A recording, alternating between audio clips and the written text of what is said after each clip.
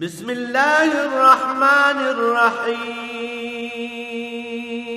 الرحمن علم القرآن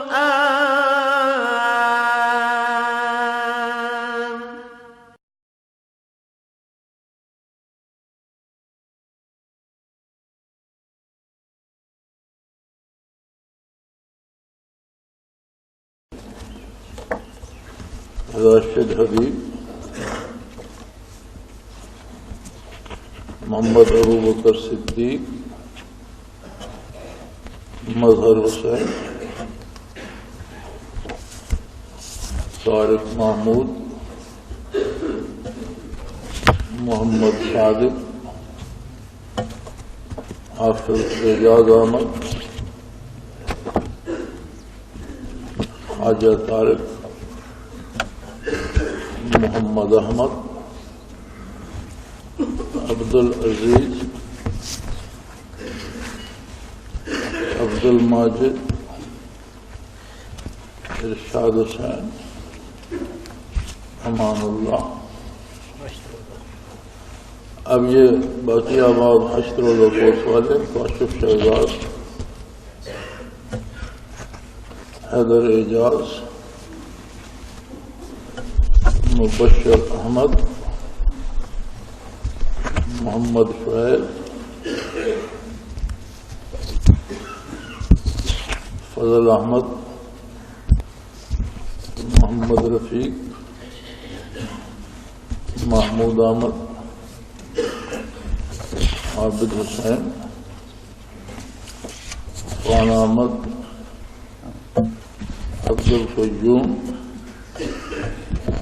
علی عمران لال حسین غلام محی الدین چودھری عباس علی مدثر مرتضی ضیاء اللہ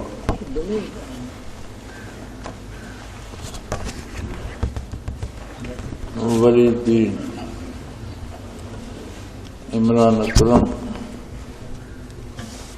حکیم محمد صدیق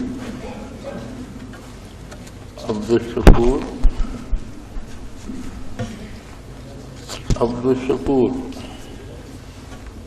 سید مظفر حسین شاہ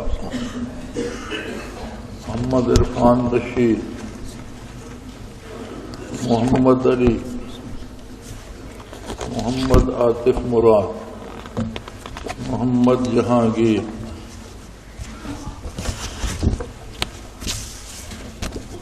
محمد بشیر سلیمان محمد ایوب محمد عظیم محسن چشتی غلام رسول محمد وسیم محمد شعیب خان محمد سعید شیخ محمد عثمان محمد نسیم.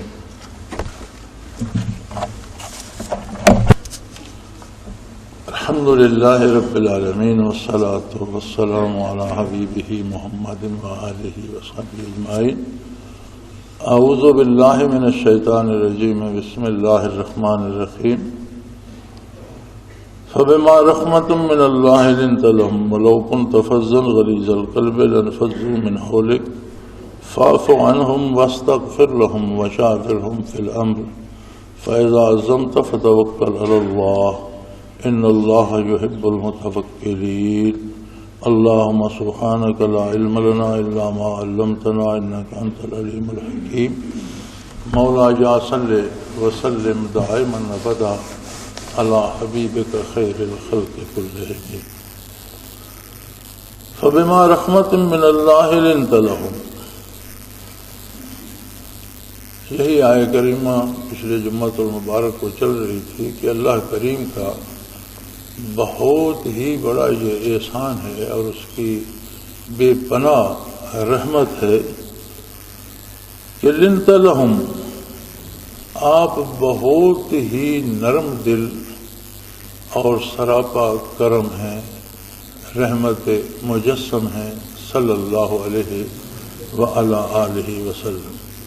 وَلَوْ كُنْتَ فَظًّا غَلِيظَ الْقَلْبِ لَانفَضُّوا مِنْ حَوْلِكَ، اگر آپ سخت مزاج ہوتے یا آپ کے مزاج میں سختی ہوتی تو لوگ آپ کے گرد سے منتشر ہو جاتے، پھر آپ کے پاس کوئی نہ رہتا، لوگ سختی برداشت نہ کر پاتے۔ یہ بڑی عجیب رحمت الہی ہے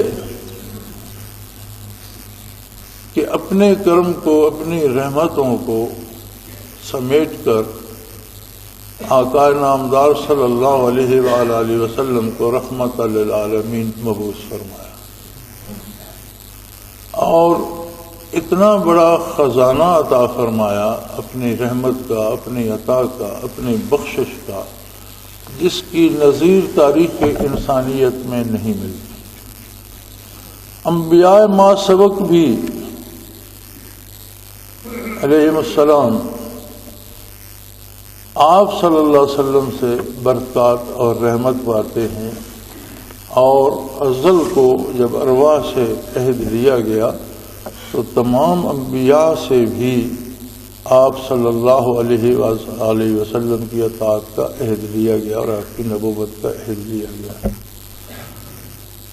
جس کی تکمیل شب معراج ہوئی کہ تمام انبیاء بیت المقدس میں تشریف لائے اور حضور کی اقتداء میں دوگانہ ادا فرمایا۔ گویا پہلی امتوں میں بھی جو لوگ صاحب حال ہوئے ہیں، جو لوگ صاحب دل ہوئے ہیں، جو لوگ صاحب بصیرت ہوئے ہیں، ان کو اپنے انبیاء کے توسط اور ان کے وسیلے سے برکات محمد الرسول اللہ صلی اللہ علیہ وسلم پہنچتی رہی، اور یہ امت مرحومہ وہ خوش نصیب امت ہے جو بغیر کسی واسطے کے براہ راست آقا نامدار صلی اللہ علیہ وآلہ وسلم سے متعلق ہے۔ محبت کا ایک بڑا عجیب اصول ہے،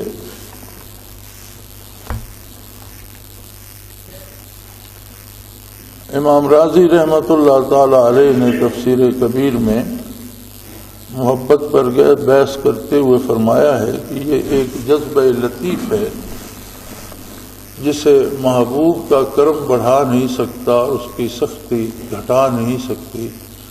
محبت کرنے والا بہرحال محبوب کا مطیع و فرما بردار اور طلبگار اس کی رضا کا رہتا ہے، لیکن یہ تجزیہ وہاں کام آتا ہے جہاں محبت برابر کی ہو، یعنی اگر ہم انسان کسی اپنے جیسے انسان سے محبت کرتے ہیں تو وہاں تو یہ تجزیہ درست نظر آتا ہے، لیکن ایک ایسی ہستی جیسے اللہ جل شانہ کی ہستی ہے جو نہ خیال میں آتا ہے، نہ قیاس میں آتا ہے، نہ علم میں آتا ہے، جس کی نہ کوئی مثل ہے نہ مثال ہے، اب اس سے کوئی محبت کرے تو کیوں کرے، کس طرح سے کرے؟ محبت کرتا ہے کوئی کسی کی کسی ادا پہ قربان ہو جاتا ہے، محبت ہو جاتی ہے، آواز سے پیار ہو جاتا ہے، شکل سے پیار ہو جاتا ہے، عادات و خصائل سے پیار ہو جاتا ہے، شعراء نے قد و قامت کی تعریف کی ہے، لیکن جو ہستی ادراک سے بالا تر ہے، جس میں نہ آپ کوئی خط و خال دریافت کر سکتے ہیں، نہ قد و قامت کی بات کر سکتے ہیں، وہاں محبت کیسے ہوگی؟ تو اس کا اصول قرآن کریم نے یہ بتایا کہ یحبہم و یحبونہ، جن بندوں کے دل میں اللہ کی طلب پیدا ہو جاتی ہے اور جو کائنات کو دیکھ کر خالق کائنات کے کمالات کو دیکھ کر، اس کی تخلیق کو دیکھ کر اس کی عظمت کے قائل ہو جاتے ہیں، جو اس پیغام کو پا کر جو اللہ نے اپنے نبی صلی اللہ علیہ وسلم کے وسیلے سے دیا ہے فدا ہو جاتے ہیں، اور ان کے دل میں ایک تمنا پیدا ہوتی ہے انابت کی، رجوع الی اللہ کی۔ اللہ ان سے محبت کرتا ہے، بندے کی طرف سے محض انابت ہوتی ہے، رجوع ہوتا ہے کہ یہ ہستی ایسی ہے کہ اس کی بات مانی چاہیے، اس کو پانا چاہیے، لیکن اس کی بارگاہ سے اس سے محبت کی جاتی ہے، اور اس کی محبت اتنی قوی، اتنی طاقتور، اتنی مؤثر ہوتی ہے کہ جس سے وہ محبت کرتا ہے وہ از خود اس کی محبت میں گرفتار ہو جاتا ہے۔ انسان کی محبت جواب ہوتا ہے اللہ کی محبت کا۔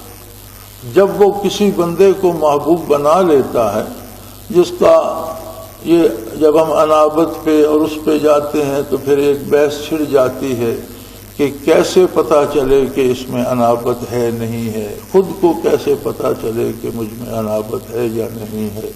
اللہ کریم مجھ سے محبت فرمائیں گے نہیں فرمائیں گے؟ تو نبی کریم صلی اللہ علیہ وسلم نے اسے آسان فرما دیا، اللہ کریم نے اسے آسان فرما دیا، قرآن حکیم میں بتا دیا کہ لوگوں کو بتا دو محبت پانے کا طریقہ۔ اگر تم اللہ کی محبت پانا چاہتے ہو فاتبعونی، میرا اتباع، میری اطاعت اختیار کرو۔ جب تم میری اطاعت کرو گے یحببکم اللہ ویغفر لکم ذنوبکم، اللہ تم سے محبت بھی کرے گا اور تمہاری خطائیں بھی معاف فرما دے گا۔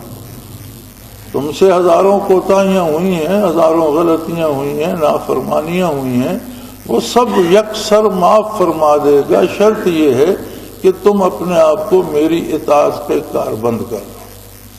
اب جو محبت نبی کریم صلی اللہ تعالی علیہ وآلہ وسلم تقسیم فرما رہے ہیں، جو رحمت الہی کا نام پاتی ہے قرآن میں، فرمایا وما ارسلناک الا رحمۃ للعالمین، عالمین میں اللہ کی ذات کو چھوڑ کر باقی ساری کائنات جو ہے جہاں ہے شامل ہے۔ تو یہ رحمت مجسم ہے محمد الرسول اللہ صلی اللہ علیہ وآلہ وسلم۔ اور مزے کی بات یہ ہے کہ جس ہستی کے پاس اللہ کی محبتوں کا خزانہ ہے، اللہ کی رحمتوں کا خزانہ ہے، اللہ کی برکتوں کا خزانہ ہے، وہ اس خزانے کو بانٹنے میں اس پر ایک مزید رحمت ہے اللہ کی، کہ اللہ کی رحمت سے لنت لہم، آپ بہت ہی نرم دل ہیں اور دونوں ہاتھوں سے لٹاتے ہیں، کوئی مانگنے والا ہے۔ یعنی یہ وہ بارگاہ ہے کہ جہاں وہ تو ہی ناداں چند کلیوں پہ قناعت کر گیا، ورنہ گلشن میں علاج تنگی داماں بھی ہے۔ جو گھر سے اپنا دامن تنگ لاتے ہیں ان کا دامن بھی وسیع کر دیا جاتا ہے کہ دامن اس بڑھا دو اس کا کہ یہ اور سمیٹ سکے۔ اور خدا نہ خواستہ جس طرح مستشرقین اعتراض کرتے ہیں کہ نبی کریم صلی اللہ علیہ وسلم نے معاذ اللہ تلوار کے زور سے اسلام پھیلایا اور زبردستی لوگوں کو اپنے ساتھ لگایا، فرمایا وَلَوْ كُنْتَ فَظًّا غَلِيظَ الْقَلْبِ، اگر آپ سخت گیر یا سخت مزاج ہوتے تو سختی کا جواب کبھی محبت سے نہیں ملتا۔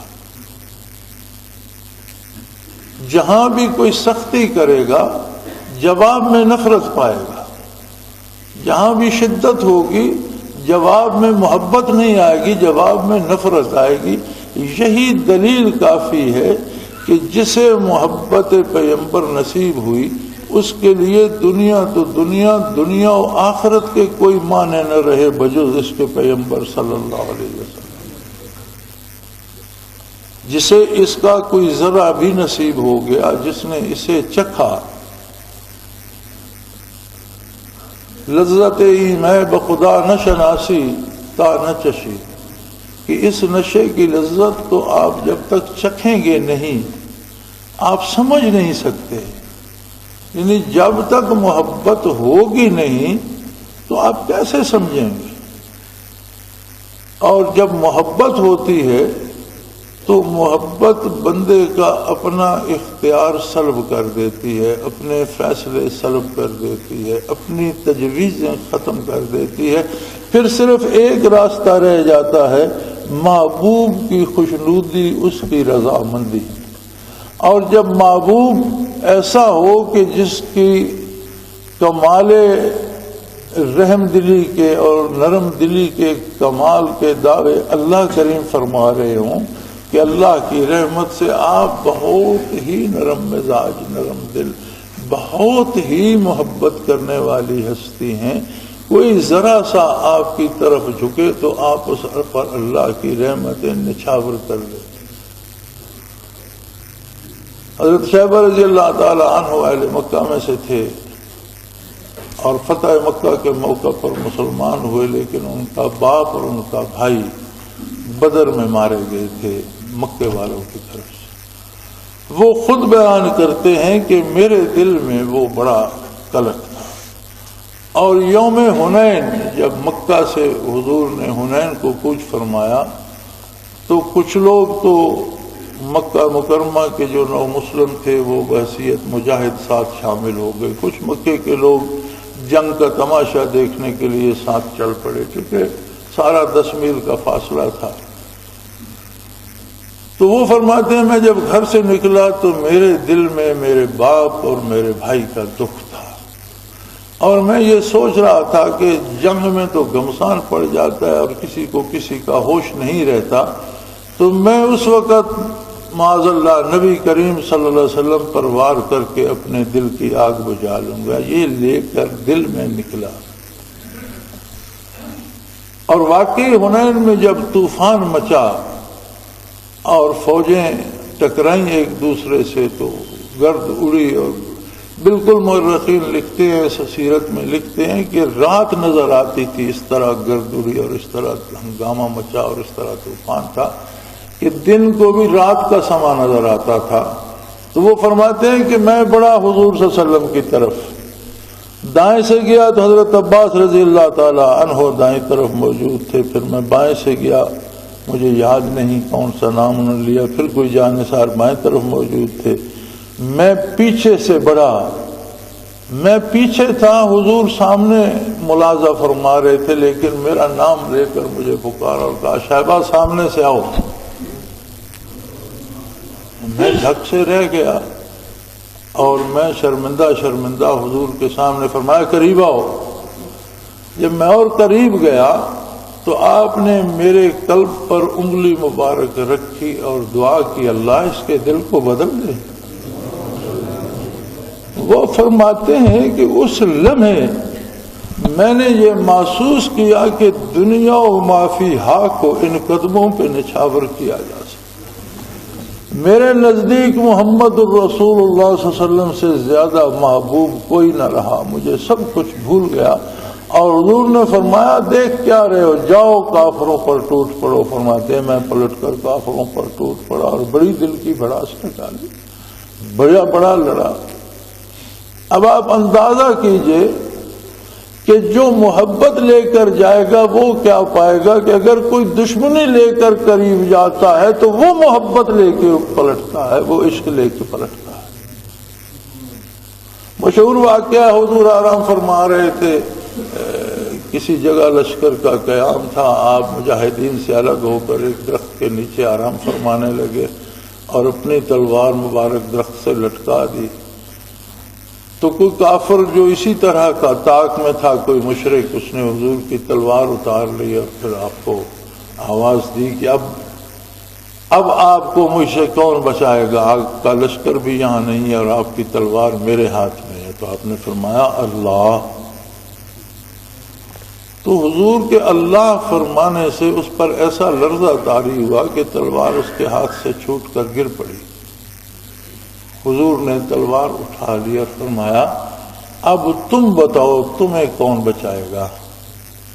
تو پریشان ہو گیا. حضور نے فرمایا پریشان کیوں ہوتے ہو، اللہ صرف میرا تو نہیں ہے، وہ تمہارا بھی ہے، تم بھی کہہ دو اللہ. اور اسے نور ایمان نصیب ہو گیا۔ اس ایک ادا پہ قربان ہو کے اس نے کلمہ شہادت پڑھ لی۔ اس نے کہا ایسا قریب تو کہیں نہیں دیکھا کہ میں تو قتل کے ارادے سے آیا تھا اور مجھ سے تلوار گر پڑی اور انہوں نے اٹھا لی، چاہیے تھا میرا سر قلم کر دیتے، لیکن یہ مجھے جہنم میں پھینکنے کی بجائے عشق الہی کے راستے پہ لگا رہے ہیں۔ ایسا کریم تو کوئی نہیں دیکھا۔ اب اگر کوئی شخص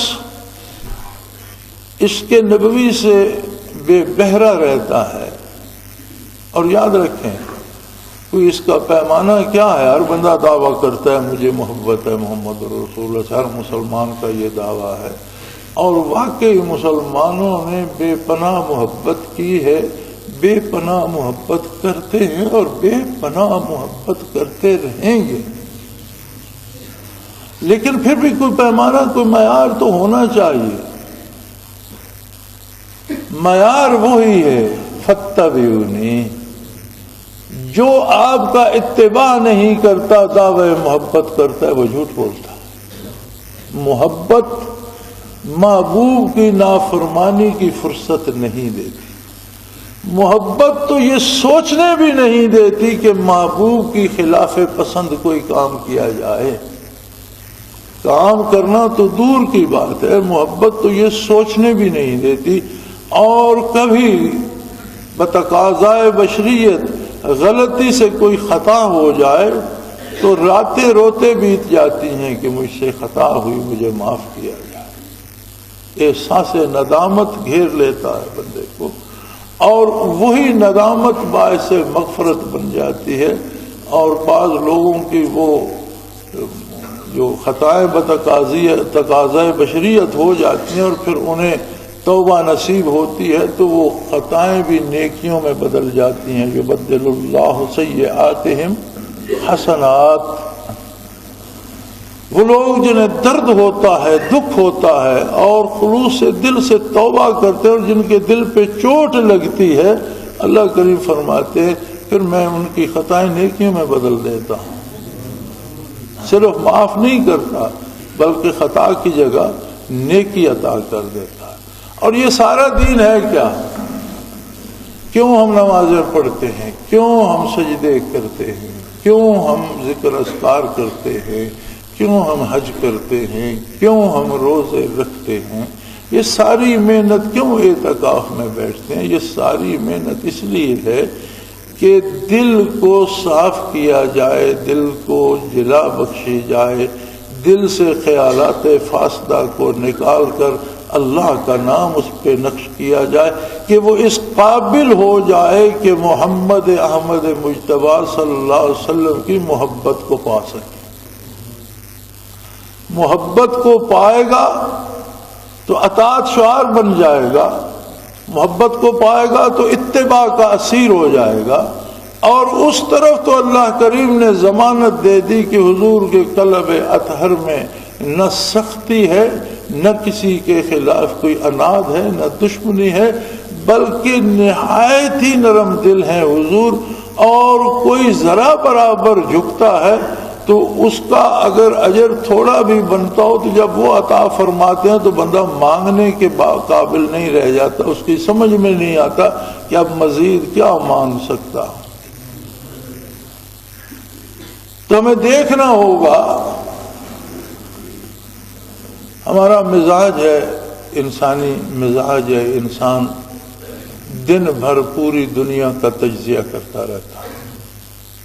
ایک عام آدمی گاؤں سے اٹھتا ہے، ایک عام سے چھپری میں ہوٹل بنا ہوتا ہے، اس میں چائے بک رہی ہے، وہاں بیٹھ جاتا ہے تو ایک پیالی چائے کے پیتا ہے اور تبصرہ کر رہا ہوتا ہے عالمی طاقتوں اور ان کے کردار پر۔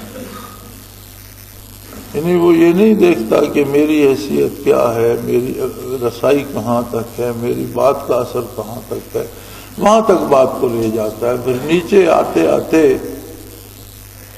اپنے ہم عصر و ہم عہد لوگوں تک، نامور لوگوں تک آ جاتا ہے، پھر نیچے آتے آتے اپنے رشتہ داروں، بھائیوں، برادری تک آ جاتا ہے، اور کوئی فرد بشر کم ہی اس کی تنقید سے بچ پاتا۔ لیکن کوئی یہ تکلف نہیں کرتا کہ ایک لمحے کے لیے دنیا کو بھول جائے کہ ان کا حساب ہم نے نہیں دینا. کبھی اپنے آپ کو سامنے رکھ کے بات کرے کہ میں صبح سے شام تک کیا کرتا رہا، کتنی اطاعت کی اور کس حد تک نافرمانی کی. جو جملے صبح سے شام تک میری زبان سے نکلے، اگر ان کو بارگاہ رسالت میں دہرایا جائے تو کیا اثر رخ انور پہ مرتب ہوگا؟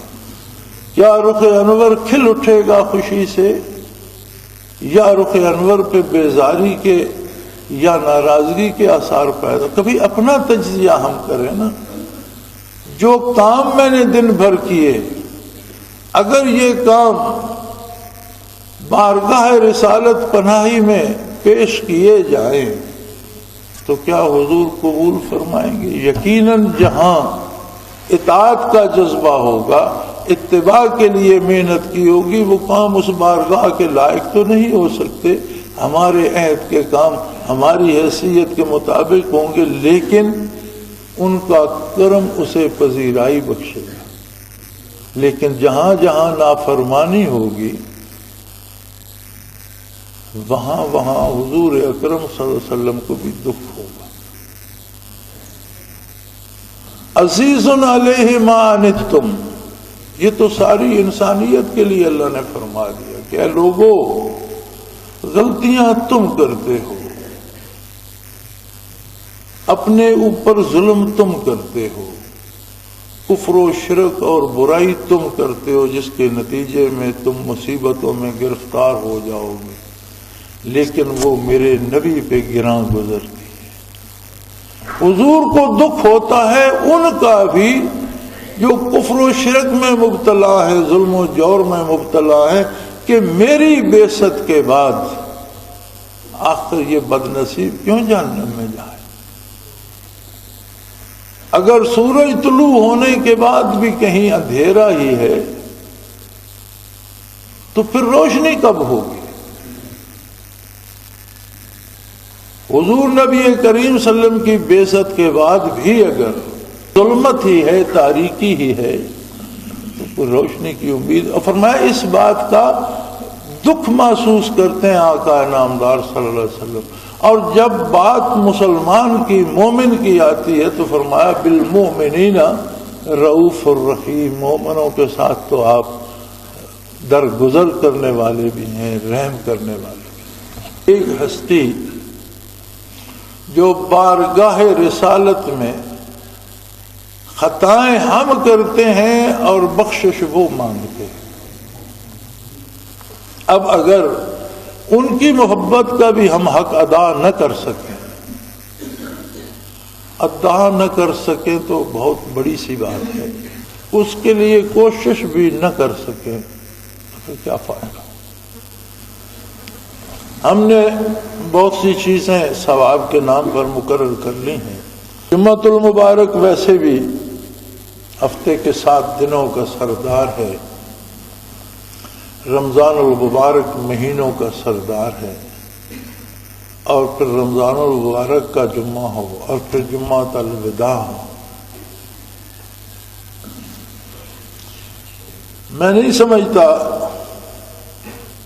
کہ اس کا یہ نام مناسب ہے یا نہیں. مراد تو اس کا معنی تو یہ ہے کہ رمضان وداع ہو رہا ہے، رمضان جا رہا ہے، لیکن اس کا حق یا اس کا مفہوم تو یہ ہے کہ یہ نتیجے کا دن ہے. جمعۃ الوداع رمضان کی رخصتی کا دن نہیں ہے، یہ اس نتیجے کا دن ہے کہ اس مبارک مہینے میں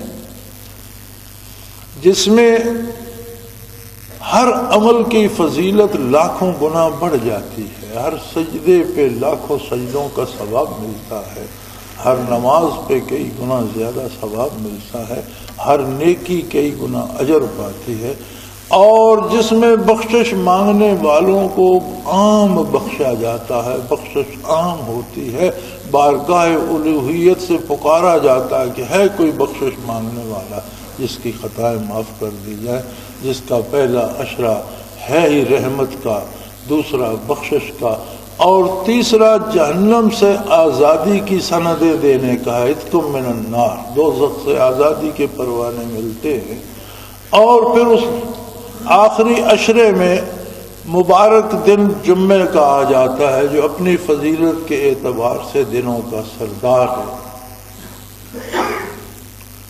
کچھ اس کے ساتھ غیر ضروری فضیلتیں بھی وابستہ کر دی گئی ہیں، جیسے جمعۃ الوداع کو 5 نمازیں قضا کرو تو ساری عمر کی قضا ہو جاتی ہیں۔ ایسا نہیں ہے، آپ 5 قضا کریں گے تو ایک دن کی قضا شدہ نمازیں ہی ادا ہوں گی۔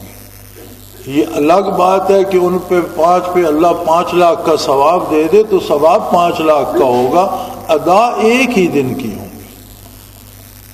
جتنی قضا ہوئی ہیں ان میں سے ایک دن کی اگر آپ 5 نمازیں قضا کریں گے تو گزشتہ زندگی میں سے کسی ایک دن کی 5 جو قضا ہوئی تھیں ادا ہو جائیں گی، ساری عمر کی نہیں ہوں گی۔ جو تصور بنا دیا گیا یہ درست نہیں۔ ہاں ان کا ثواب شاید ساری زندگی کی نمازوں سے بڑا ہو، یہ الگ بات۔ ثواب کا ملنا، اجر کا ملنا الگ بات ہے، اور فرائض کی ادائیگی جو ذمہ داری ہے یہ ایک الگ بات۔ علماء حق نے اس کا طریقہ یہ بتایا ہے کہ بندہ اپنی زندگی کا تجزیہ کر کے اندازہ کر لے کہ سال یا 2 سال یا 5 سال یا 10 سال کی نمازیں چھوٹ گئی ہیں، تو کم از کم ہر روز ہر نماز کے ساتھ ایک قضا بھی ادا کر لیا کرے، تو ایک نماز روزانہ ایک دن کی نمازیں لوٹائی جائیں گی، تو 5 سال یا 10 سال جتنا عرصہ چھوٹی نہیں ہے اتنا عرصہ پڑھتا رہے۔ درمیان میں موت آ گئی تو وہ غفور الرحیم ہے، بندے کے ذمہ تو اس راستے پہ چلنا ہے، بخشش تو اس کی ہے، عطا تو اس کی ہے، لیکن اگر فرصت ملے تو وہ پوری کرے۔ تو یہ قضا عمری کا یہ جو ایک تصور ہے کہ عمر بھر کی قضا، یہ درست نہیں ہے۔ ہاں اجر شاید عمر بھر کی نمازوں سے جمعۃ الوداع کا ایک سجدہ زیادہ لے جاتا ہو، لیکن یہ نتیجے کا دن ہے، اور یہ نتیجہ ہمیں کون دے گا؟ کوئی باہر سے لکھ کر سند دے گا، کوئی ممتحن ہوگا، کوئی ایگزامینر ہوگا؟ نہیں، ہمارا دل اس بات کی گواہی دے گا کہ میں نے رمضان پایا۔ اس میں عشق رسول پیدا ہو جائے گا، اس میں محمد الرسول اللہ صلی اللہ علیہ وسلم کی محبت پیدا ہو جائے گی، جو اتنی شدید ہوگی کہ وہ ہمارے اعضاء و جوارح سے لے کر خیالات و نظریات تک کی اصلاح کر دے، کھرے کو کھوٹے سے الگ کر دے گی اور فرق کر دے گی حق اور باطل میں، اور آئندہ کے لیے ہم ایک مختلف انسان ہوں گے۔ ہماری سوچ بدل جائے گی، مختلف ہو جائے گی، کردار بدل جائے گا، اور ہم خود محسوس کریں گے کہ دنیا کی محبت اور دنیا کا لالچ اور ہر جائز و ناجائز وسیلے سے دولت جمع کرنے کی خوبو نکل گئی ہے۔ اب رزق حلال کی تمنا رہ گئی ہے کہ رزق حلال کا حصول تو عبادت ہے اور فرض عین ہے۔ اس کام پہ دل کرتا ہے جس کے کرنے کا حکم اللہ اور اللہ کے رسول صلی اللہ علیہ وسلم نے دیا ہے۔ اللہ کی کتاب کو پڑھنے کو جی چاہتا ہے، سمجھنے کو جی چاہتا ہے، پھر دل کرتا ہے یار اس آیت کا کوئی بندہ تو کوئی مجھے چند آیات کا ترجمہ ہی بتا دو، میرے رب نے کیا فرمایا ہے۔ اللہ کی یہ کتاب ایک ایک بندے کی طرف، ایک ایک بندے کو، اسلام صرف مسلمانوں کے لیے نہیں ہے، اور آقا نامدار صلی اللہ علیہ وسلم صرف مسلمانوں کے نبی نہیں ہیں، آپ بعثت سے قیامت تک ساری انسانیت کے لیے نبی ہیں، اور جتنے دروازے بارگاہ الوہیت میں تھے کھلتے تھے اپنے اپنے وقت پہ کھلے، سب بند ہو گئے۔ اب ایک ہی دروازہ ہے اتباع محمد الرسول اللہ، جو بارگاہ الوہیت میں باریاب ہونے کے لیے ہمیشہ وہاں رہے گا۔ تو بندہ اپنا یہ تجزیہ کرے، رمضان المبارک کو تو آنا تھا، رمضان المبارک آیا، رمضان المبارک کو جانا تھا، رمضان المبارک چلا جائے گا۔ لیکن یہ ایک مہینہ عجیب تھا کہ اللہ کریم نے سارے شیاطین قید کر دیے، کوئی شیطان وسوسہ ڈالنے والا باہر نہ رہا، وسوسے ڈالنے سے روک دیے گئے، قید ہو گئے۔ سب سے بڑی سہولت تو یہ ہو گئی۔ پھر اس کے بعد انسان کے ہر چھوٹے عمل کو بہت بڑے اجر سے نوازا گیا اور بخششوں کے خزانے لٹائے گئے۔ ایک عامیانہ سا سوال جو لوگ دین کو نہیں سمجھتے وہ یہ سوال کرتے ہیں کہ اگر شیطان قید ہو گئے تو پھر یہ برائیاں کون کر رہا ہے؟ ڈاکے بھی روز ہوتے ہیں، دہشت گردی بھی روز ہوتی ہے، قتل عام بھی روز ہوتا ہے۔ تو یاد رکھو ابلیس، اس کی اولاد اور وہ جن جو اس کا اتباع کر کے شیطان ہو گئے وہ قید کر دیے جاتے ہیں، لیکن جو انسان ابلیس کا روپ دھار لیتے ہیں یا اس کی غلامی کرتے کرتے شیطان بن جاتے ہیں وہ قید نہیں کیے جاتے۔ اب یہ رمضان المبارک میں جتنے مظالم ہو رہے ہیں یہ وہ شیطان کر رہے ہیں جو انسانوں میں سے ہیں۔ شیاطین الجن والانس، شیطان جنوں میں بھی ہیں، شیطان انسانوں میں بھی ہیں۔ ایسے لوگ بھی ہیں جو شیطان کی غلامی کرتے کرتے خود مجسم شیطان بن گئے، اور نبی کریم صلی اللہ علیہ وسلم نے ان سے زیادہ خبردار فرمایا جو شیطان جنوں میں سے وہ صرف وسوسہ ڈال سکتا ہے، لیکن جو شیطان انسانوں میں سے وہ زیادہ خطرناک ہے کہ وہ آپ کو ہاتھ سے پکڑ کر لے جائے گا کہ یہ برائی کرو، آپ کو دلائل سے قائل کرنے کی کوشش کرے گا، آپ کے سامنے وہ برائی کرے گا کہ تم بھی اس میں شامل ہو جاؤ۔ تو حضور صلی اللہ علیہ وسلم نے فرمایا کہ انسانوں سے جو شیطان بن جاتے ہیں وہ ان شیطانوں سے زیادہ خطرناک ہیں جو جنوں سے ہوتے ہیں۔ تو یہ جو رمضان المبارک میں اور غیر رمضان میں ہمیں خود اپنے ملک میں جہاں سارے لوگ اکثریت جو اسلام کا دعویٰ کرنے والی ہے، یہاں بھی جو ظلم ہوتے نظر آ رہے ہیں یہ کون کر رہا ہے؟ یہ وہ شیطان کر رہے ہیں جو انسانوں میں سے ہیں، اور ابھی جو جنوں میں سے ہیں وہ تو شوال المبارک کا چاند نظر آئے گا تو ان کی زنجیریں کھلیں گی، اور پھر دیکھنا یہ ہے کہ جو کچھ ہو رہا ہے اس میں کتنی برائی بڑھتی ہے اور کتنا دنگل مچتا ہے اور کتنا فساد بڑھتا ہے۔ یہ جو فساد کی آگ بھڑک رہی ہے اور دن بدن بھڑکتی جا رہی ہے، اور جسے ہم یوم عید کہہ رہے ہیں، عید کیا ہے؟ وَلِتُكْمِلُوا الْعِدَّةَ وَلِتُكَبِّرُوا اللَّهَ عَلَى مَا هَدَاكُمْ۔ عید ہے کہ تم نے رمضان پورا کر لیا، یعنی تم نے رمضان سے بھرپور استفادہ کیا۔ اگر پورا کرنے سے گنتی مراد ہے تو پھر تو مہینہ ہندوؤں پر بھی گزر گیا، غیر مسلموں پر بھی گزر گیا، اور جنہوں نے مسلمان کہلانے کے باوجود روزے نہیں رکھے ان پر بھی گزر گیا۔ مراد گنتی گزارنا نہیں ہے۔ وَلِتُكْمِلُوا الْعِدَّةَ، رمضان تم نے پورا کیا، یعنی تم نے رمضان المبارک میں اللہ کی رحمتیں جمع کی، اللہ کی بخششیں حاصل کی، اپنے گناہ معاف کرائے۔ وَلِتُكَبِّرُوا اللَّهَ عَلَى مَا هَدَاكُمْ، تمہیں زیب دیتا ہے کہ زیب و زینت کر کے، لباس بدل کے، غسل کر کے، خوشبوئیں لگا کے اللہ کی بڑائی بیان کرو اور 2 رکعت نماز عید ادا کرو کہ اللہ نے تمہیں اس کی توفیق بخشی۔ عید تو ان کی ہے جن کے دل صاف ہو گئے، سینے روشن ہو گئے، دل بدل گئے۔ یعنی یوم عید اس کے لیے عید ہے جسے نبی کریم صلی اللہ علیہ وسلم کی غلامی نصیب ہو گئی، جس کے دل میں اس میں محمد سے چوٹ پڑتی ہے۔ یہ وہ لوگ ہیں جو انقلاب آفرین ہوتے، اور ان کے انقلاب قتل و غارت گری نہیں ہوتے، ان کے انقلاب دوسروں کے لیے پریشانیاں پیدا کرنا نہیں ہوتے، بلکہ یہ قوت عشق سے ہر پست کو بالا کر دے، قوت عشق سے ہر پست کو بالا کر دے اور دہر میں اس میں محمد سے اجالا کر دے۔ یہ تو محبتیں بانٹتے ہیں، نفرتیں نہیں۔ یہ ایسے عجیب لوگ ہوتے ہیں کہ عین میدان کارزار میں جہاں آگ برس رہی ہوتی ہے وہاں بھی یہ دوسرے کی بخشش کی تمنا کر رہے ہوتے ہیں، اس کی ہدایت پر آنے کی تمنا کر۔ کتنے واقعات تاریخ اسلام بھری پڑی ہے کہ مجاہد نے تلوار اٹھائی اور اگلے نے کلمہ پڑھ لیا، اس نے تلوار نیچے کی اور اسے سینے سے لگائی کہ میرا تیری ذات کے ساتھ تو کوئی جھگڑا نہیں تھا، میں تو تجھے ظلم سے روکنا چاہتا تھا، اگر تو محبت کو قبول کرتا ہے تو پھر اس بارگاہ سے تو محبتیں دریاؤں اور سمندروں کی طرح بہہ رہی ہیں۔ یہ تو شاید سمندر کی وسعتیں کم پڑ جائے اور جو محبت سینے اطہر سے تقسیم ہو رہی ہیں ان کی وسعتیں اس سے بے پناہ زیادہ ہوں۔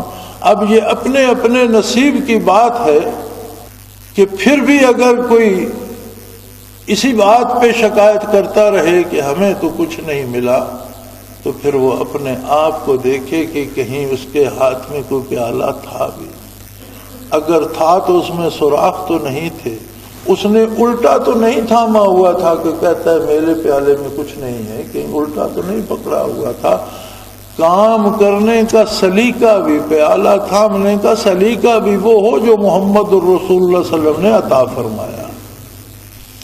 اللہ کے حکم کے مطابق کام ہو اور محمد الرسول اللہ صلی اللہ علیہ وسلم کے طریقے کے مطابق ہو، تو پھر دین کسی کے باپ کی جاگیر نہیں ہے، دین صرف مولوی کے لیے نہیں ہے، دین صرف پیر صاحب کے لیے نہیں ہے، دین صرف مقدس ہستیوں کے لیے نہیں ہے، بلکہ در باب رحمت واہ ہے گناہ گاروں کے لیے کہ آؤ اپنے گناہ نیکیوں سے بدل لو۔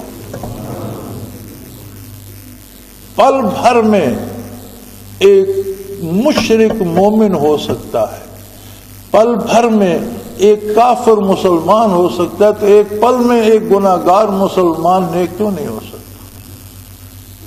کوئی وہاں یہ بورڈ نہیں لگا ہوا کہ مولوی صاحب آئے اور وہ پائے، پیر صاحب آئے اور انہیں ملے گی، نہیں، وہ رحمت للعالمین ہے اور کائنات کو صدا دی جا رہی ہے۔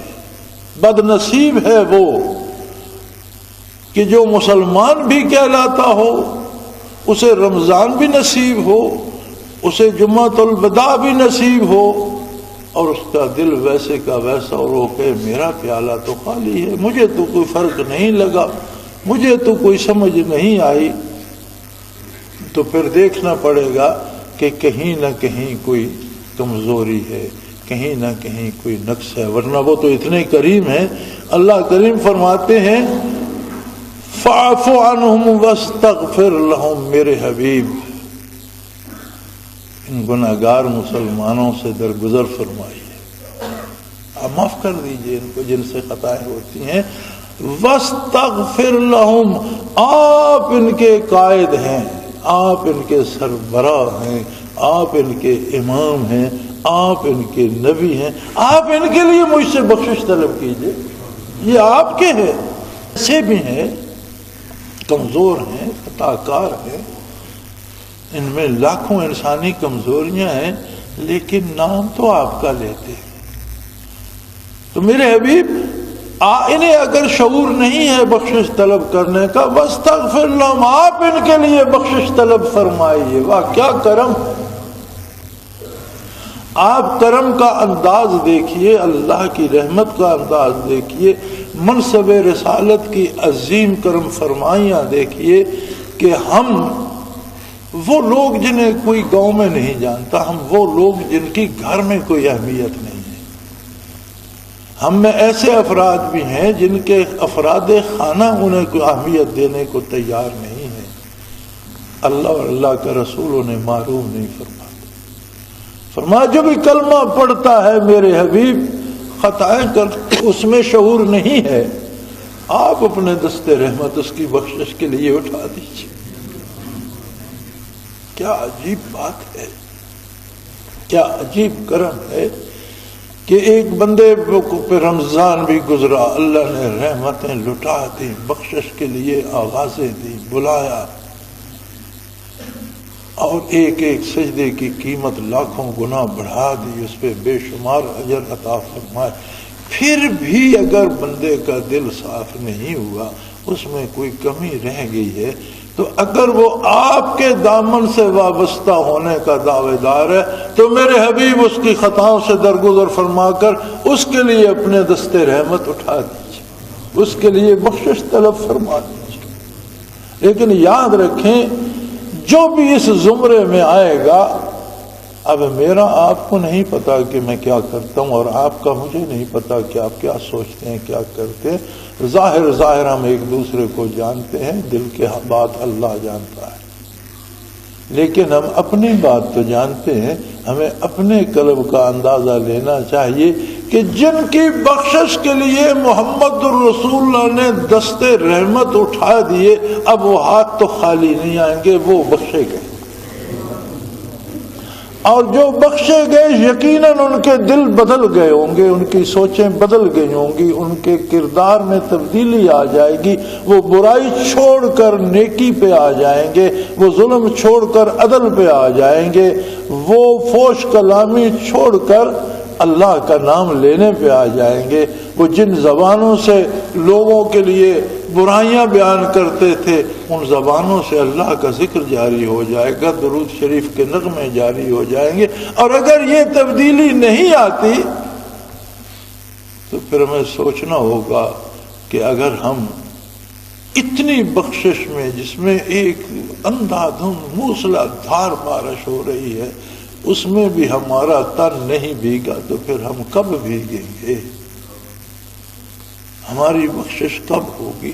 یہ رسومات اور رواجات کی بات نہیں ہے، اسلام حقائق پہ بات کرتا ہے، اسلام قصے کہانیوں کا مذہب نہیں ہے، حقیقتوں کا مذہب ہے، اور ہر فرد بشر کو اپنے آپ کو جانچنا چاہیے، دیکھنا چاہیے، اور اس نے تو وہ اعزاز بخشا ہے، رب کریم نے جو عزت بخشی ہے، فرمایا میرے حبیب ان سے اگر غلطیاں ہوتی ہیں تو درگزر فرمائیے، آپ اپنے دست مبارک اٹھا دیجئے، واستغفر لہم، ان کے لیے بخشش مانگیے، وشاورہم فی الامر، اور انہیں اتنی اہمیت دیجئے کہ ملکی قومی معاملات میں ان سے مشورے لیا کیجیے، یعنی ان نااہلوں کو آپ کا دست شفقت اٹھا کر ان کے لیے بخشش مانگنا اس رتبے پہ پہنچا دے گا کہ یہ صاحب مشورہ دینے کے قابل، جو کبھی خود کو نہیں سنبھال سکتے تھے، وہ شاید امور سلطنت میں رائے دینے کے قابل ہو جائے۔ یہ قابلیت کہاں سے آئے گی؟ جب ان کے لیے دست پیمبر بلند ہوں گے دعا کے لیے، بخشش کے لیے، تو یہ بدل جائیں گے۔ لیکن فیصلہ آپ کا ہوگا، فیضا عزمت فتوکل اللہ، فیصلہ مشورہ دے سکتے ہیں، فیصلہ آپ کا ہوگا۔ جب آپ فیصلہ کر لیں پھر اللہ پہ بھروسہ کریں، ان اللہ یحب المتوکلین، کہ اللہ انہی سے پیار کرتا ہے جو اس پہ بھروسہ کرتے ہیں۔ اللہ کریم بہتر جانتا ہے کہ پھر یہ مبارک ساتھ کب آئے گی، تب تک کون ہوگا، کس کو نصیب ہوگی۔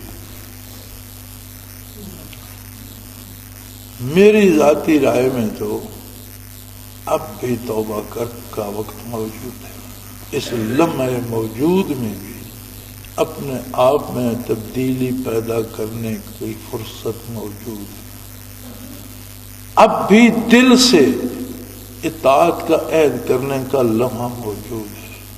اب بھی ہمارے بھائی، کتنے دوست تھے جو پچھلے جمعۃ الوداع کو، رمضان المبارک کو ہمارے ساتھ تھے، کتنے بچھڑ گئے۔ کتنے ایسے لوگ تھے جنہوں نے کچھ جمعے رمضان کے ہمارے ساتھ پڑھے، آج وہ نہیں ہیں۔ ہمارے پاس کیا گارنٹی ہے کہ کل ہوں گے، نہیں ہوں گے، کب رمضان آئے گا پھر یہ ساتھ نصیب ہوگی، نہیں ہوگی۔ آج اگر دستے دعا بلند ہیں حضور کے، اور حضور تو ہمیشہ یہ کرم فرماتے رہیں گے، حضور تو ہر آن ہر لحظہ اللہ کا حکم ہے اور اللہ کا رسول کریم ہے اور وہ کرم فرماتا رہے گا، لیکن یہ لمحے موجود تو پھر نہیں آئے گا۔ تو میرے بھائی اپنا خیال کرو، اپنی زندگی کو دیکھو، اپنی سوچوں کو، اپنی فکر کو اور اپنے کردار کو دیکھو۔ اللہ کرے یہ برکات حاضر و غائب سب مسلمانوں کو نصیب ہوں۔ وآخر دعوانا ان الحمدللہ رب العالمین۔ اللہ اللہ اللہ اللہ اللہ اللہ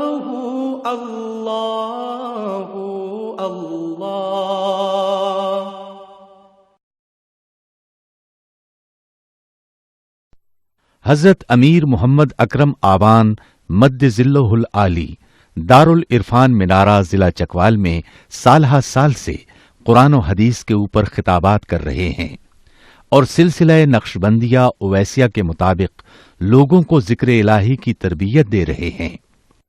وہ قرآن پاک کی تفسیر ترتیب وار بیان کر رہے ہیں۔